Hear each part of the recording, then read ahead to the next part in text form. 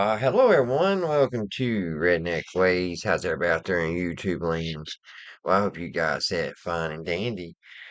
Friday night special right here, guys. Friday night special. I hope everybody's starting a good weekend. I know I am. My little boat came in the mail today. A little tracker boat. And it's got a little motor. It's got a little troll motor. Isn't that awesome? That's probably what I should have started with. Probably should just bought me one of these instead of a real one. Of all the problems I'm having. I'm having seal problems, guys. So I thought tonight we'll watch a little video, another guy's video that he shows where all the seals are in the lower unit, which may help somebody out there. It helped me. I didn't know there was that many seals in your lower unit. And then we got a little cartoon to watch. Yes, I said a cartoon. I'm 50 years old, but we can still watch a cartoon, guys. It's a good little cartoon. It's cute as all get out. So stick around and watch that. It's a Walt Disney production, so hopefully we can keep it and I won't get a copyright. It's like a 1930, so we might be alright. And I hope this does good. Last time I tried, it was all over the place, and I don't know. Our internet is saying I got full bars, so I don't know. So let's get into this video, guys. Only 6 locations where a lower unit can leak to let water in. Right here, right here, here, here, and here. Now let's talk about the most common ones. Well, actually, let's start with these two because this one and this one here is your drain and your vent. So when you fill it up, these are the two that get opened up. And on the back side of this, there is right a there gasket. minute, guys. That right there where he was talking about. I'm working. What did I do? There we go. I'm working on that, and I was looking on the inside. That's like a plastic, and where my water pump fits on, like it goes down like there's a piece of plastic, and it comes down into there's a seals. But when that seals, that little thing is like a but not. It's kind of above it, but it's kind of underneath it too. So it's half blocked. I don't know if that's normal. Maybe one of you guys out there know. All right, let's get back to the video. So this gasket right here, this little black thing that is on top of that can leak. But it's very uncommon for this to leak because this requires basically a human error for it to leak. So if someone puts it in and doesn't tighten it up all the way, that could make it leak. Or if someone takes it off and doesn't put the gasket on there when they put it back on, that can make it leak. Or if someone puts one on with a bad gasket, that would make it leak. And then also there is one other thing, because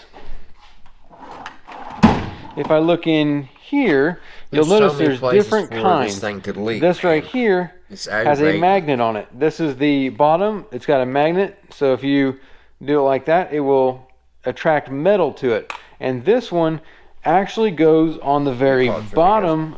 And really, you can have a big old 300, 350 sitting on the back of that boat, running perfect, purring like a kitten. But if that lower unit is not working, you're out, you're done. That boat ain't worth nothing. And I guess I'm probably going to have to go through all my seals. I think I'm going to be able to patch it up to get through the rest of the season. But this winter, I'm going to have to gut it and do every one of them.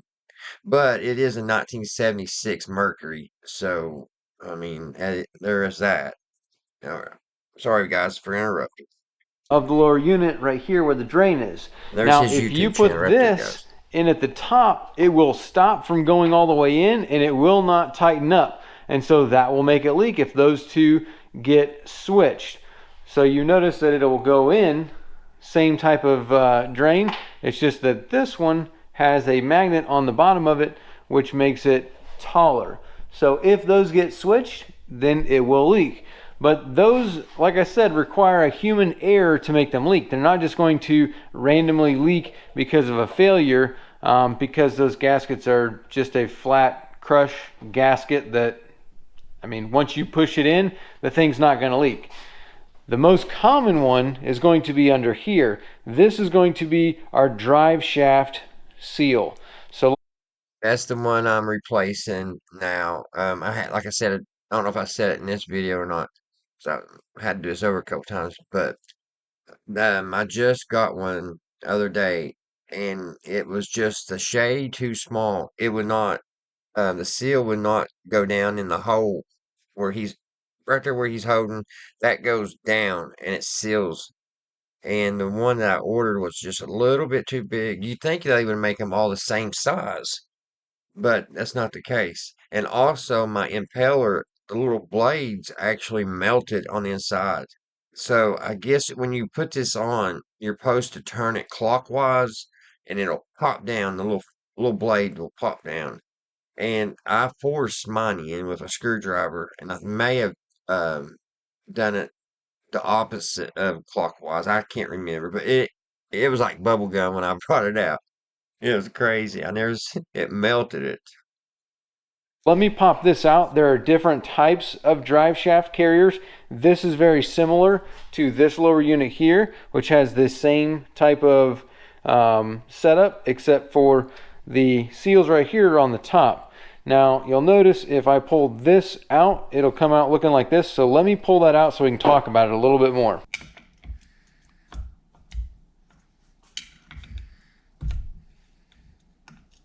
And if you enjoy all these tips, we do thank you for all your comments, and make sure you're subscribed to the channel. All right, so you can see how the seals are facing up on this one. They're put in from the bottom. It's the same type of seal, but this is just a different type of carrier that they're in. This one right here, down in, and the seals are facing up. You can access them from the top. So you see a little bit more about this seal and what's you notice how it has this, we open it, there's a spring there. And you can kind of go around. Yeah, it's got a and look at wire. it, like I didn't know all the that. way around, exposing that spring. Really, we could take this whole spring out. And that's And then what we can holds it show up you against the wall so it what don't leak. typically fails on these. So this spring is basically keeping tension on Yeah, the keeping the seal tension. to keep the seal like squeezed in. But if you look at that spring, you notice something about this? It's Rust. rusted and actually broken there in that spot.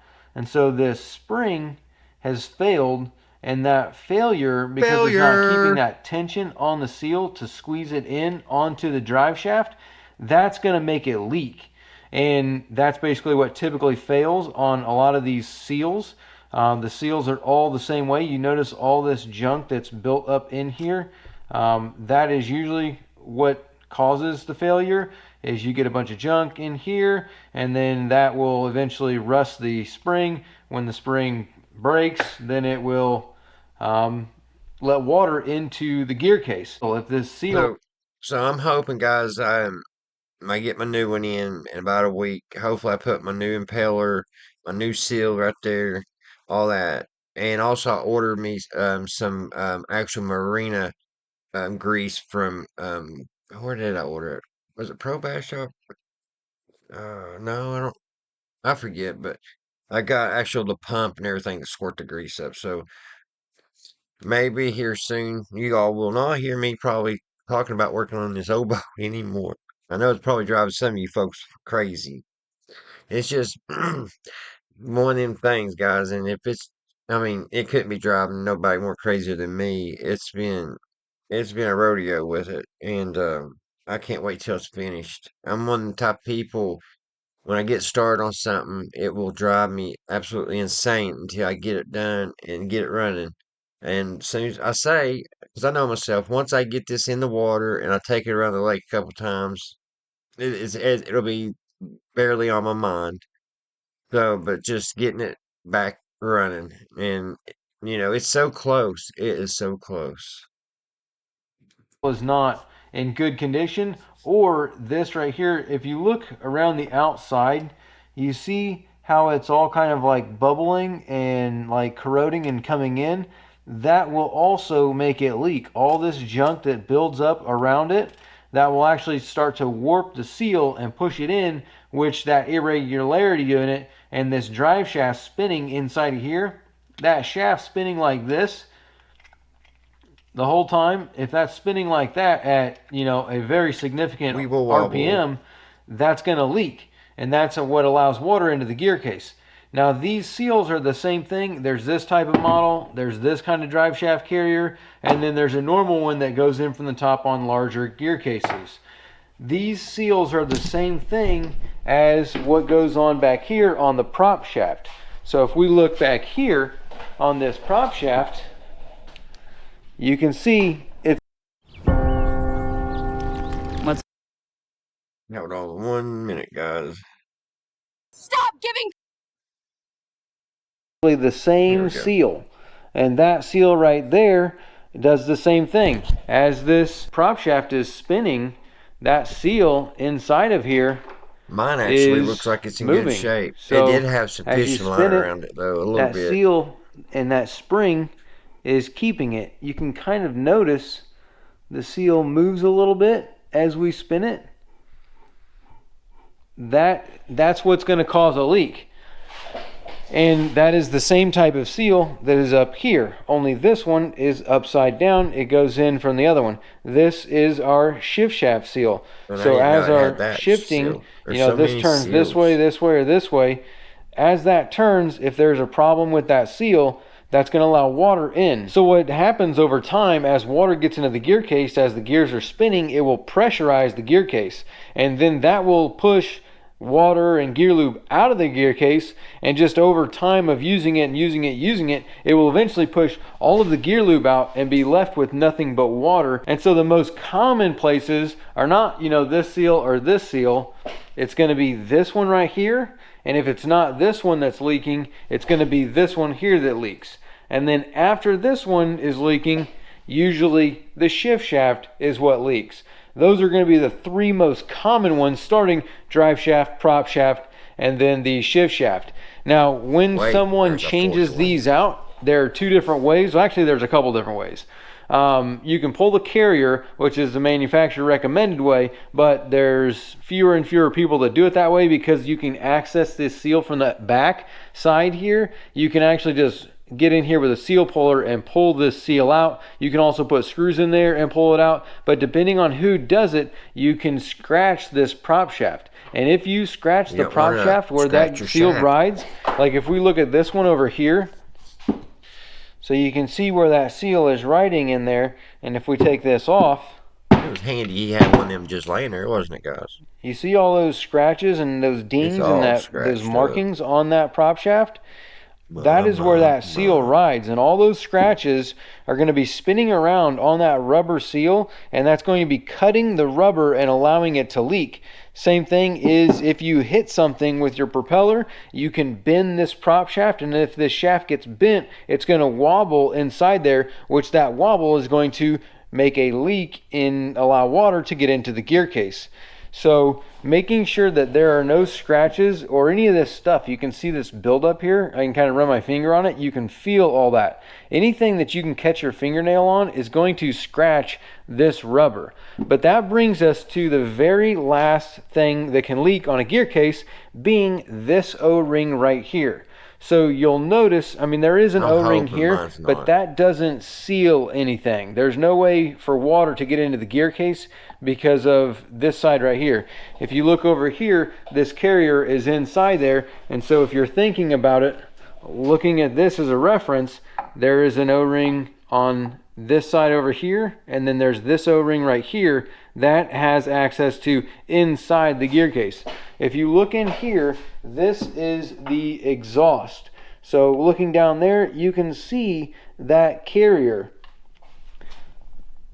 and you can notice that there's no way for water to get into the gear case because there's water constantly here. But up in that corner right there, this corner right here, that is where this O-ring sits, and if that fails, then it will allow water to get into the gear case. But that is one of the least likely places to fail. Yes, it does happen based on corrosion and stuff like that. Salt buildup and other things will get in here and kind of build up, and O-ring by usually you've got a leak here, or here before a leak here. Those are the four that it's going to be, as the other two being the drain and the vent screw. Those are not really a failure point. Those kind of require human error in order for those to leak. But the O-ring here, that can fail. It's usually not the first thing that fails. It is usually always one of the other things, but it is the last place that can fail and allow water to get into your gear case. So if you are getting water into your gear case and you have milky gear lube, you need to pressure test this gear case.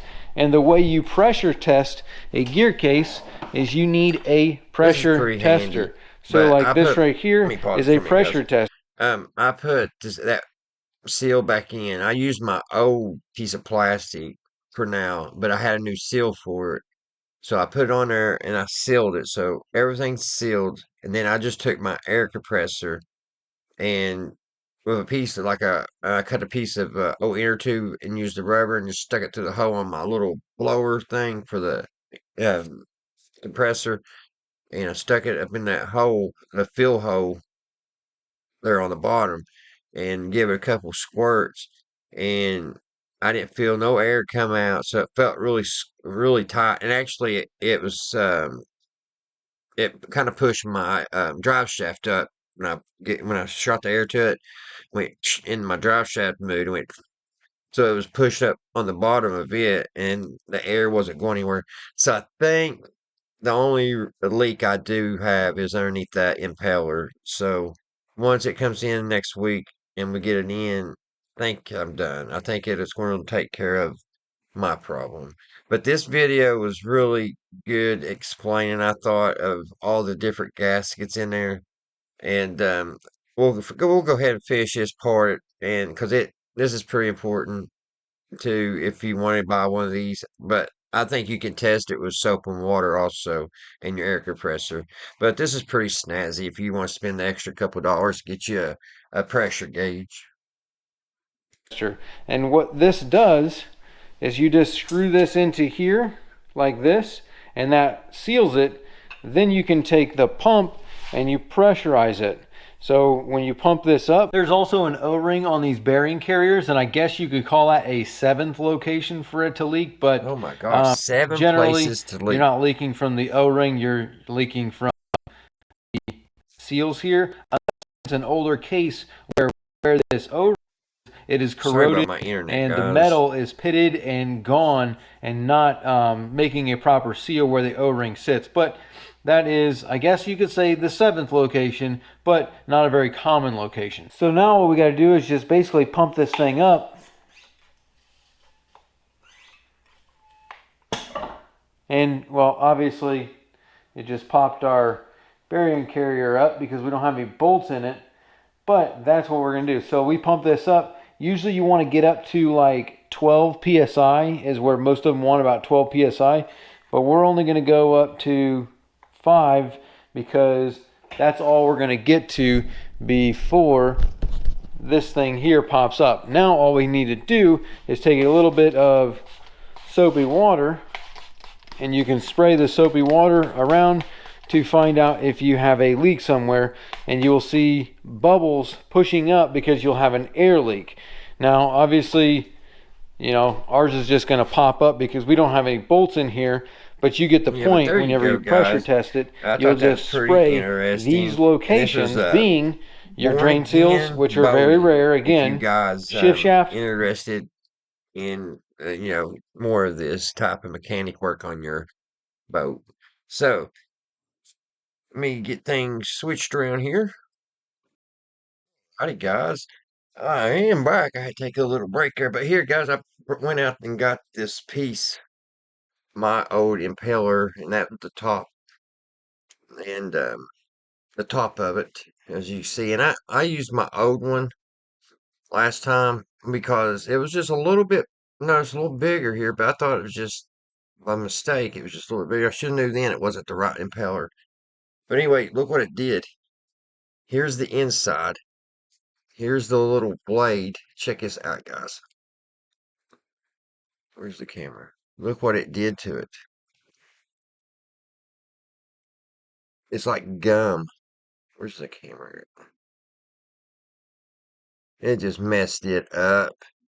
I think you're supposed to turn it clockwise. When you put that in, you're supposed to turn your crankshaft clockwise and it'll fall in this.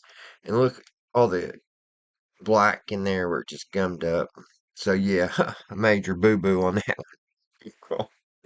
Hey, sometimes you gotta learn the hard way, right? All right, guys. Now, for the ones that stuck around, we're gonna have some fun. We're gonna watch a little cartoon, and I think you all gonna enjoy it. I enjoyed it. I hadn't seen this one. I don't know where I was. I mean, I think it was made in the 30s. So let's get to it, guys. Make any space fragrant and inviting. When you realize that you've chosen too many Italian ingredients to put on a sandwich, name it something like loaded. So people think you did it on purpose. Arby's, we have the meats. Chevy makes America's most dependable trucks.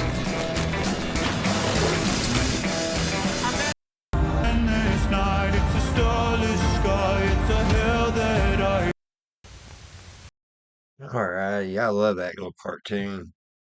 Alrighty, guys, thank you guys for hanging out with me on this Friday evening. And I hope you guys have a great, great weekend. I hope everything is going good y'all's way. I hope everybody's in great, great condition and everything is a-okay in your neck of the woods. So remember, don't be what they call him. Something Pete. Crim to Pete. All right, guys. Until the next one, I will see you right here at Redneck Ways. Bye, guys.